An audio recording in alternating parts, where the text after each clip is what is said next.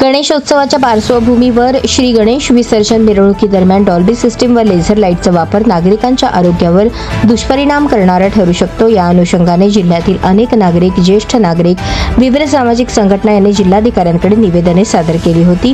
त्या अनुषंगाने भारतीय नागरिक सुरक्षा संहिता 2023 चे कलम 163(1) अन्वये प्राप्त अधिकारांचा वापर करून जिल्हाधिकारी कुमार आशीर्वाद यांनी 27 ऑगस्ट ते 6 सप्टेंबर या कालावधीत सार्वजनिक गणेश मंडळांनी विसर्जन मिरवणुकीत डॉल्बी सिस्टीम व लेझर लाईटचा वापर न करण्याचे आदेश दिले होते। परंतु जिल्हाधिकारी सोलापूर यांच्या आदेशाविरोधात योगेश पवार यांनी दिवाणी न्यायाधीश वरिष्ठ स्तर सोलापूर यांच्या कोर्टात स्टे मागितला होता व जिल्हाधिकारी यांनी गणेश विसर्जन मिरवणुकीत डॉल्बी सिस्टीम व लेझर शोला घातलेली बंदी बेकायदेशीर असल्याने त्याला कोर्टाने स्थगिती देण्याबाबत याचिका दाखल केली होती।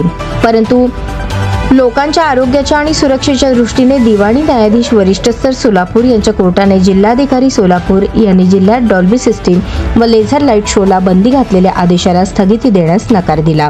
त्यामुळे जिल्हाधिकारी आशीर्वाद यांनी 27 ऑगस्ट ते 6 सप्टेंबर या कालावधीत जारी केलेले बंदी आदेश कायम राहणार आहेत।